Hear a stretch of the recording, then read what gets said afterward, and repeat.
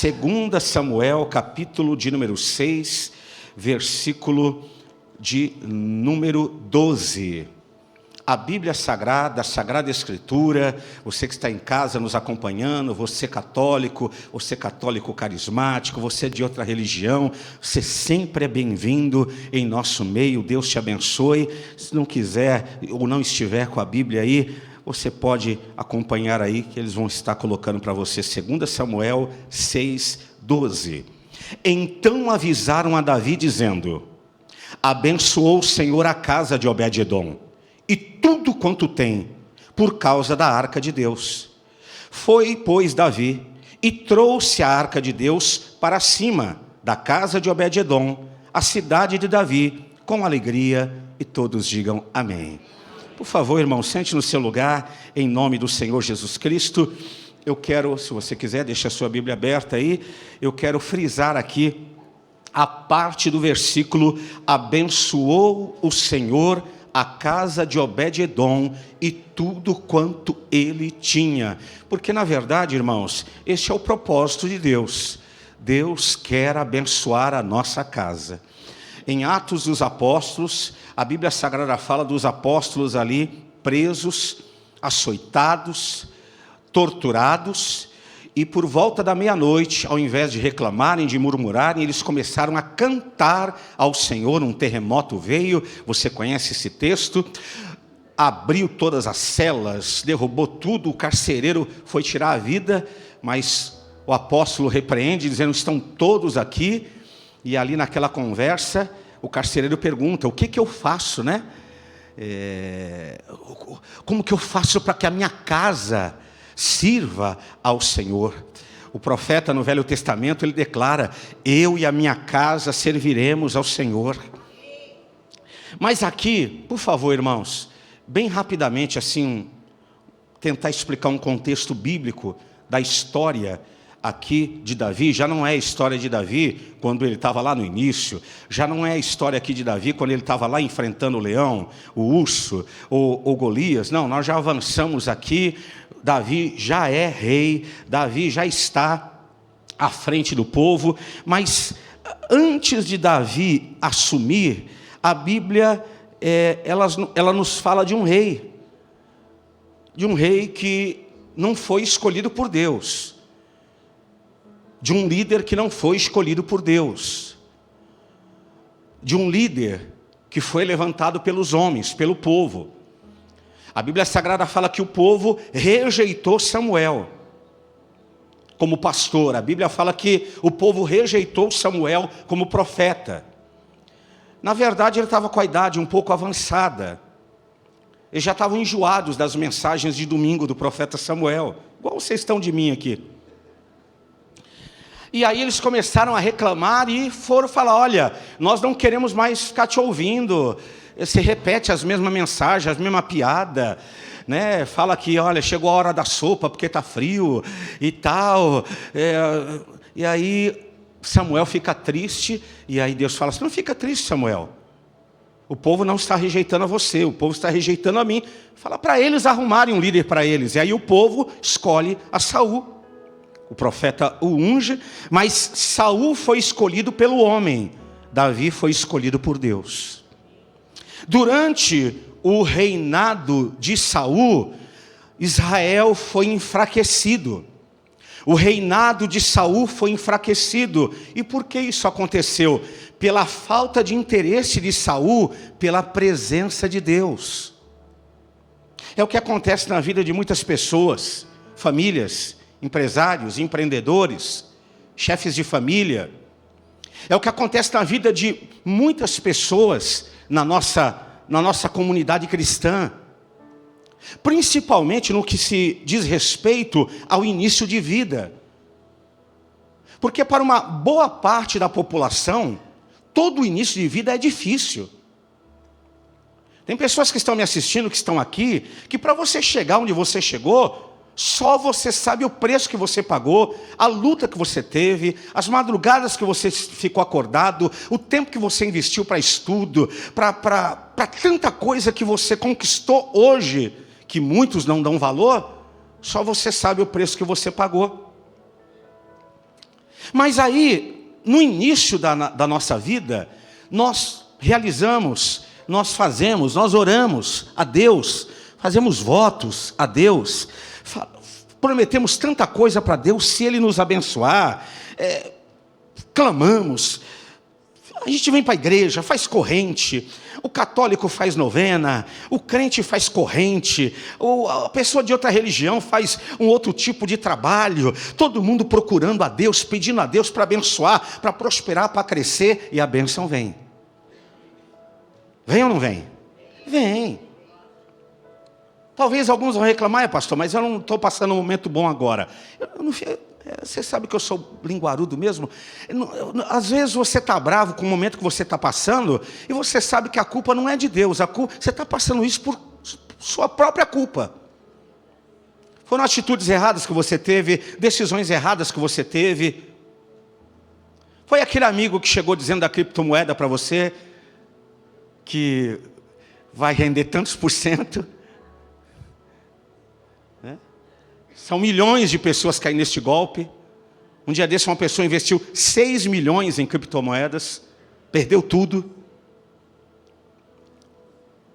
Deus tem nos abençoado.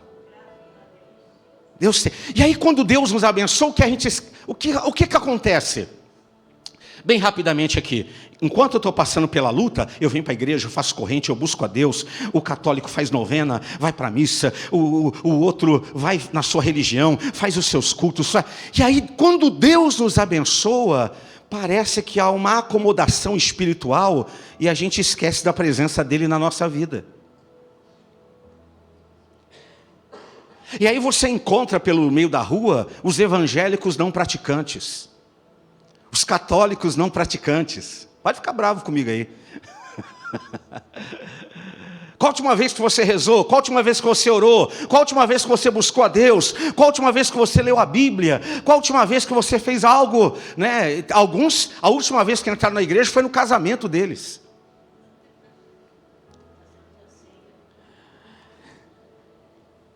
O motivo da fraqueza de Saul, no início ele começou bem. Mas com o passar do tempo ele perdeu o interesse pela presença de Deus na casa dele, no reinado dele, na nação que Deus o levantou como líder. A presença foi esquecida na casa de Saul. A presença foi esquecida no reinado de Saul, a arca de Deus, na época da Bíblia. Símbolo da presença de Deus, foi abandonada na casa de Abinadab por mais de 20 anos. Alguns estudiosos acreditam que por quase 40 anos a arca ficou abandonada na casa de Abinadab. Para você que não tem um pouco de entendimento sobre o que o pastor está falando, a arca do Senhor representava a presença de Deus numa nação. Onde a arca estava, é como se Deus estivesse presente ali. A Bíblia não cita os acontecimentos na casa de Abinadab durante os mais de 20 anos que a arca permaneceu na casa dele. Mas quando a arca foi levada para a casa de Obed-edom, uma pessoa que não era religiosa, uma pessoa pura de coração, que quando recebe a arca, a presença na casa dele, deve ter chorado, dizendo: eu não sou merecedor da presença de Deus dentro da minha casa. E talvez ao contrário de Abinadab, tratou a arca de Deus com todo respeito, com todo zelo, e em 3 meses a Bíblia faz questão de deixar registrado: abençoou o Senhor a casa de Obed-edom e tudo quanto ele tinha. O desejo do meu coração neste culto em Cristo Jesus é que Deus abençoe a tua casa. O desejo do meu coração neste culto em Cristo Jesus é que Deus abençoe tudo quanto você tem. Saul, durante o seu reinado, não valorizou a presença. Saul lutou as suas guerras. Saul formou exércitos. Saul construiu riquezas, família.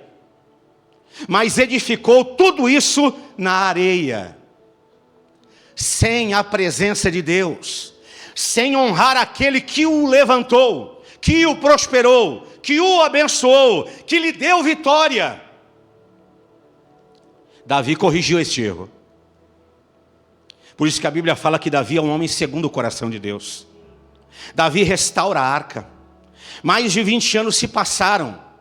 E quando você lê a Bíblia, nesses textos que eu estou lendo com você de Samuel, Davi faz um projeto de trazer a arca, trazer a presença do Senhor, reconduzir a arca para a casa de Israel. Há uma promessa em Deuteronômio capítulo 28. Bendita será a tua casa, benditos serão os teus filhos. E que esta bênção, nesta manhã que nós estamos profetizando, verdadeiramente se realize. Que Deus abençoe a tua casa, que Deus abençoe tudo que você tem. Que neste mês de maio você proponha no teu coração, não que você não busque a Deus, não que você não tenha buscado a Deus, mas que neste mês de maio você proponha no teu coração: neste mês de maio eu vou me empenhar em buscar a presença de Deus para que Ele abençoe a minha casa. Traga a presença de Deus para dentro da sua casa. Quando nós vemos em João, capítulo de número 2, Jesus Cristo entra na casa daquele noivo. Estava tendo uma festa ali. E quando Jesus entra naquela casa, o que Jesus faz? Jesus restitui a alegria. Quando nós lemos Lucas capítulo 4, nós vemos que Jesus entra na casa de Pedro. E quando Jesus entra na casa de Pedro, o que ele faz? Leva saúde. Quando nós lemos Lucas capítulo 5, nós lemos que Jesus entra na casa de um cobrador de impostos, de Levi. E quando Jesus entra nessa casa, o que Jesus leva? Arrependimento. Quando nós lemos Lucas 7, Jesus entra na casa de Simão. E o que ele leva quando ele entra ali? Ele leva perdão. Quando nós lemos Lucas capítulo 8, Jesus entra na casa de Jairo. E quando ele entra na casa de Jairo, ele leva vida.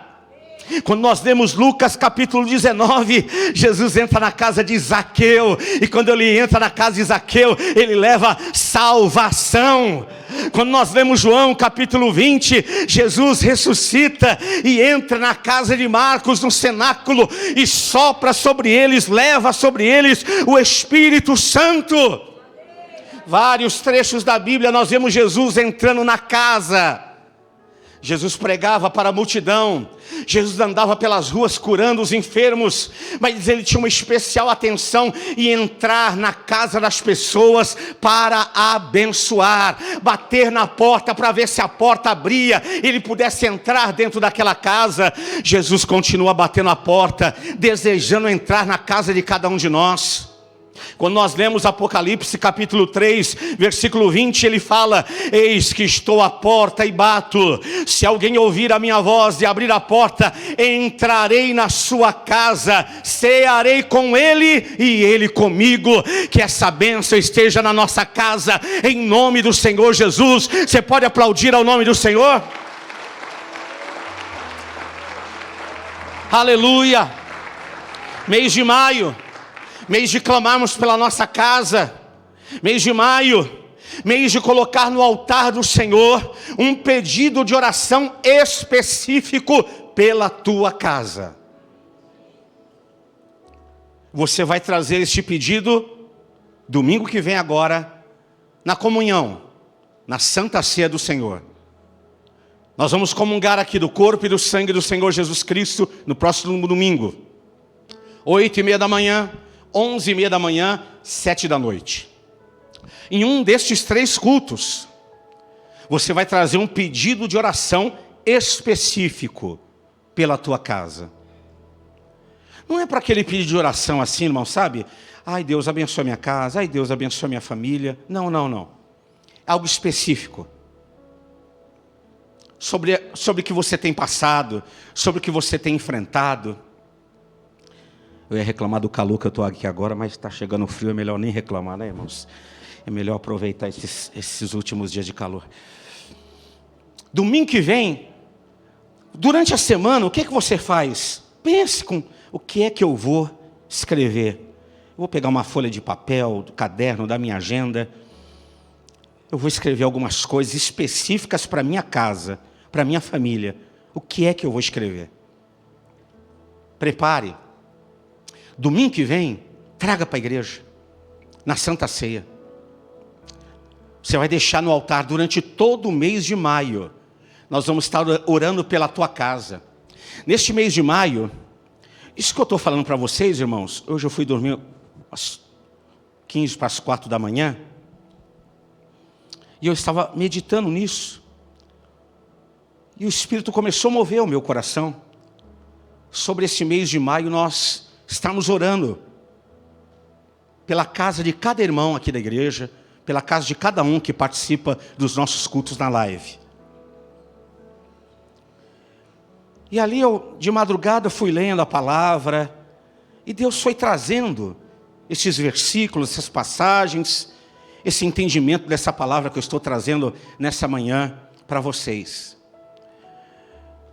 E quando eu estava encerrando a mensagem, ainda eram umas 3 horas da manhã, não tinha encerrado ainda, aí Deus levou o meu entendimento ao livro de Jó. E eu fui ler o livro de Jó. E em Jó capítulo 1, versículo 5, a Bíblia fala que periodicamente Jó fazia uma oferta pela sua casa, pela sua família, pelos seus filhos. E eu fui ler um livro de Jó, e lá no final, todos nós sabemos a luta, as provas que Jó passou, nós sabemos o resultado. Deus restituiu em dobro a Jó tudo que ele tinha perdido. Pela sua fidelidade, pela sua inteireza de coração, pela sua oração, pela sua intercessão, pelos sacrifícios e ofertas que ele fazia pela sua família e pela sua casa. E ali eu comecei a meditar, e o Espírito moveu no meu coração. Fale para a igreja. Domingo que vem na ceia, traga um pedido de oração específico pela sua casa. Domingo que vem na Santa Ceia, traga uma oferta. Uma oferta representando a sua casa, representando a sua família. Então, irmãos, lendo esse texto, eu fui ali orando, pedindo direção a Deus, Deus foi confirmando, e nós vamos fazer isso domingo que vem, na Santa Ceia. Antes de tomarmos a ceia, nós vamos pegar aquele envelope de ceia, vamos colocar uma oferta pela nossa família. Uma oferta que clama no altar. Dentro desse envelope da ceia, você vai colocar o teu pedido de oração pela tua casa. Nós vamos levantar um clamor aqui no domingo que vem pela nossa casa. Vamos levantar um clamor pela nossa família. E durante o mês de maio, esses pedidos que você vai colocar no envelope, nosso pastor Garré, a equipe da administração da igreja, vai separar esses pedidos e vai trazer aqui para o altar. Eu quero algo específico aqui, um objeto, um vaso transparente, pequeno. Vamos colocar esses pedidos no altar. Durante todo o mês de maio, nós vamos estar clamando pela tua casa, em nome de Jesus. Em Efésios capítulo 3, versículo 14 e 15, fala assim: por esta causa, ou por causa disto, me ponho de joelho perante o Pai de nosso Senhor Jesus Cristo, do qual toda a família, nos céus e na terra, toma o seu nome, e a igreja diga amém.